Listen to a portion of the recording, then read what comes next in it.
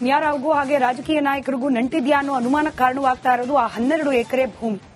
ನಟಿ Ranya gold smuggling ಕೇಸ್ನಲ್ಲಿ ದೊಡ್ಡ ಟ್ವಿಸ್ಟ್ ಆಗಿದೆ ಈ 12 ಎಕರೆ ಭೂಮಿ ವಿಚಾರ.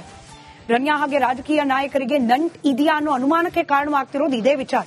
ರಿಪಬ್ಲಿಕ್ ಕನ್ನಡ ಈ ಗೋಲ್ಡ್ ಸ್ಮಗ್ಲಿಂಗ್ ಕೇಸ್ನಲ್ಲಿ ಮತ್ತಷ್ಟು ಮಾಹಿತಿಗಳನ್ನ ಕೆತ್ಕೋ ಪ್ರಯತ್ನ ಮಾಡಿದ ಸಂದರ್ಭದಲ್ಲಿ ಈ ಸ್ಫೋಟಕ ವಿಚಾರ ಬೆಳಕಿಗೆ ಬಂದಿರೋದು.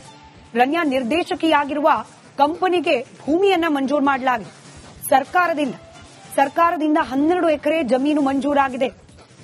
ಸ್ಕಿರೋಡಾ ಇಂಡಿಯಾ ಪ್ರೈವೇಟ್ ಲಿಮಿಟೆಡ್ ಈ ಕಂಪನಿಯ ನಿರ್ದೇಶಕಿ ರನ್ಯಾ. ಇದೇ ಕಂಪನಿಗೆ 2023ರಲ್ಲಿ ಕೆಐಎಡಿಬಿ ಕಡೆಯಿಂದ 12 ಎಕರೆ ಭೂಮಿ ಮಂಜೂರಾಗಿದೆ. ಇಂಡಸ್ಟ್ರಿಯಲ್ ಪರ್ಪಸ್ಗೆ ಭೂಮಿ ಮಂಜೂರಾಗುತ್ತೆ, ಕೆಐಎಡಿಬಿ ಇರೋದೇ ಆ ಪರ್ಪಸ್ಗೆ ನೀವು ಅನ್ಕೊಳ್ಬಹುದು. ಆದ್ರೆ ಟ್ರೈ ಮಾಡಿದವರಿಗೆ ಗೊತ್ತಿರುತ್ತೆ ಕೆಐಎಡಿಬಿ ಇಂದ 1 ಎಕರೆ ಭೂಮಿಯನ್ನ ಪಡೀಲಿಕ್ಕೆ ಎಷ್ಟು ಕಷ್ಟ ಇದೆ ಅಂತ. ಇಷ್ಟೆಲ್ಲ ರೂಲ್ಸ್ ರೆಗ್ಯುಲೇಷನ್, ಎಷ್ಟೆಲ್ಲ ಇನ್ಫ್ಲೂಯೆನ್ಸ್ ಕೂಡ ಇಲ್ಲಿ ಬೇಕಾಗತ್ತೆ ಅನ್ನೋದು ದುರಂತ. ಬಟ್ ಅದೇ ವಾಸ್ತವ. ಅಂತರಲ್ಲಿ 12 ಎಕರೆ ಭೂಮಿ ರನ್ಯಾರಾವ್ ಒಡೆತನದ ಆ ಕಂಪನಿಗೆ ಸಿಕ್ಕಿದ್ದು ಹೇಗೆ? ಯಾರಾದ್ರೂ ಪ್ರಭಾವಿಗಳು, ರಾಜಕೀಯ ಪ್ರಭಾವಿಗಳು ಇದರಲ್ಲಿ ಪಾತ್ರವನ್ನ ನಿರ್ವಹಿಸಿದ್ದಾರಾ? ಅದೇ ವ್ಯಕ್ತಿಯ ಪಾತ್ರ ಈ ಗೋಲ್ಡ್ ಸ್ಮಗ್ಲಿಂಗ್ ಕೇಸ್ನಲ್ಲೂ ಇದೆಯಾ? ಅನುಮಾನಕ್ಕೆ ಕಾರಣವಾಗ್ತಾ ಇದೆ.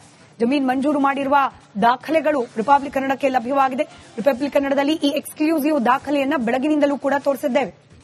ಇದರ ಜೊತೆಗೆ ರನ್ಯಾ ಟ್ರಾವೆಲ್ ಹಿಸ್ಟರಿಯೇ ಈಕೆಗೆ ಕಂಟಕವಾಗಿ ಪರಿಣಮಿಸಿರೋದು. ಮಾರ್ಚ್ 3ರಂದು ದುಬೈನಿಂದ ಬೆಂಗಳೂರಿಗೆ ರನ್ಯಾ ಆಗಮಿಸುತ್ತಾರೆ. ಅವರು ಬರ್ತಿದ್ದ ಹಾಗೆ ಡಿಆರ್ಐ ಟೀಮ್ ತೀವ್ರ ತಪಾಸಣೆಯನ್ನ ನಡೆಸುತ್ತೆ.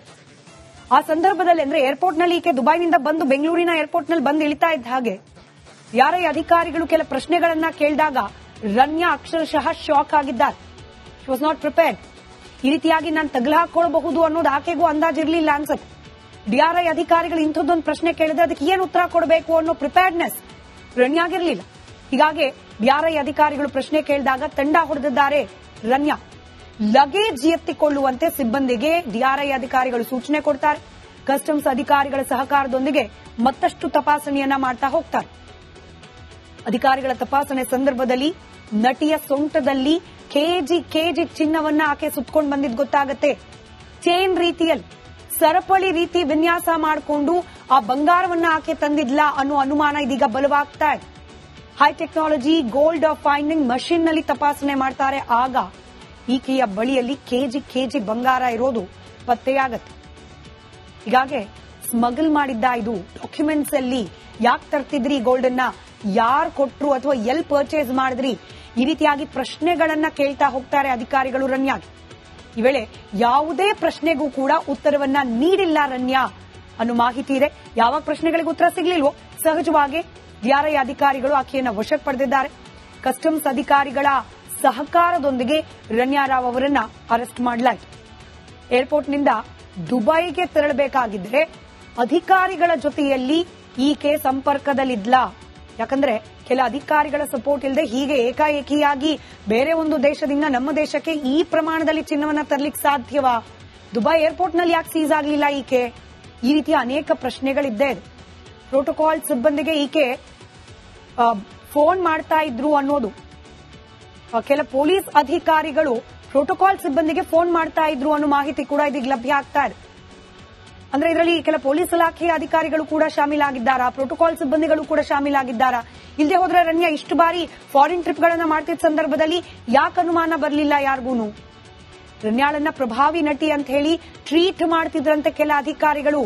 ಹೀಗಾಗಿ ಈಕೆಯನ್ನ ಸಲೀಸಾಗಿ ಬೇರೆಲ್ಲ ಕ್ಯೂ ಅಲ್ಲಿ ನಿಂತು ಹೋಗ್ಬೇಕಲ್ಲ ಏರ್ಪೋರ್ಟ್ ಒಳಗಡೆ ಚೆಕ್ ಇನ್ ಸಂದರ್ಭದಲ್ಲಿ, ಆ ರೀತಿ ಇಲ್ಲದೆ ಈಕೆಯನ್ನ ಒಬ್ಬ ಪ್ರಭಾವಿ ನಟಿ ಅನ್ನೋ ರೀತಿಯಲ್ಲೇ ಟ್ರೀಟ್ ಮಾಡ್ತಾ ಇದ್ರು. ಸ್ಪೆಷಲ್ ಟ್ರೀಟ್ಮೆಂಟ್ ಈಕೆಗೆ ಸಿಗ್ತಾ ಇತ್ತು ಅನ್ನೋ ಮಾಹಿತಿ ಇದೆ. ಹೀಗಾಗಿ ಪ್ರೋಟೋಕಾಲ್ ಅಧಿಕಾರಿಗಳಿಗೂ ಕೂಡ ಈಕೆ ಆವಾಜ್ ಹಾಕ್ತಿದ್ಲಂತ, ಇಮಿಗ್ರೇಷನ್ ಬೇಗ ಮಾಡಿಸಿ ಅಂತ. ಮಾಡಿಸ್ದೆ ಹೋದ್ರೆ ನಿಮ್ ಸರ್ ಕಾಲ್ ಮಾಡ್ತೀನಿ ಅಂತ ಹೇಳಿ ಧಮಕಿ ಹಾಕ್ತಿದ್ಲು ಅನ್ನೋ ಮಾಹಿತಿ ಕೂಡ ಇದೆ. ಯಾರ ಸರ್? ಅಷ್ಟು ಪ್ರಭಾವಿ ಯಾರಿರಬಹುದು?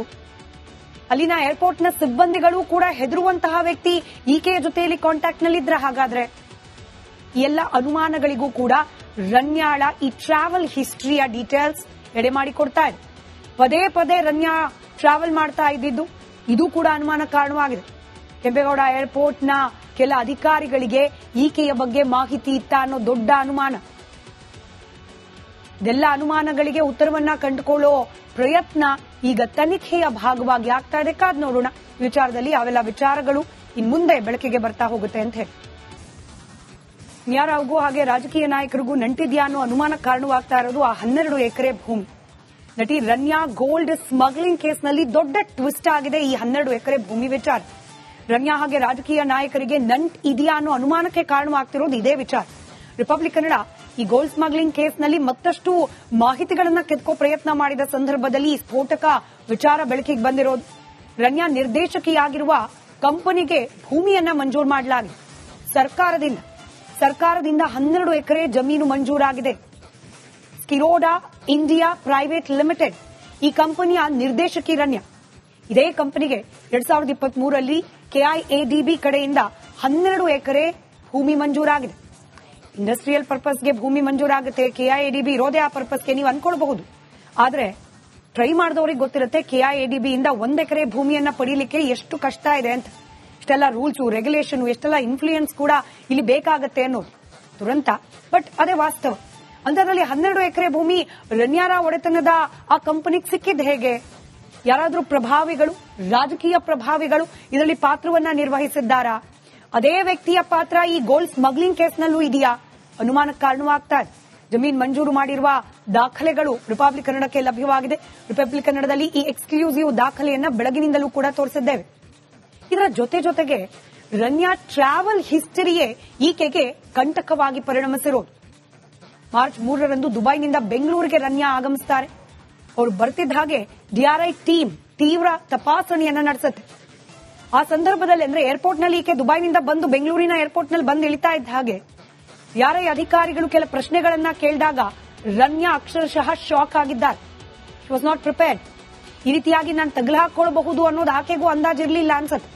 ಡಿಆರ್ಐ ಅಧಿಕಾರಿಗಳು ಇಂಥದ್ದೊಂದು ಪ್ರಶ್ನೆ ಕೇಳಿದ್ರೆ ಅದಕ್ಕೆ ಏನು ಉತ್ತರ ಕೊಡಬೇಕು ಅನ್ನೋ ಪ್ರಿಪೇರ್ಡ್ನೆಸ್ ರನ್ಯಾಗಿರ್ಲಿಲ್ಲ. ಹೀಗಾಗಿ ಡಿಆರ್ಐ ಅಧಿಕಾರಿಗಳು ಪ್ರಶ್ನೆ ಕೇಳಿದಾಗ ತಂಡ ಹೊಡೆದಿದ್ದಾರೆ ರನ್ಯಾ.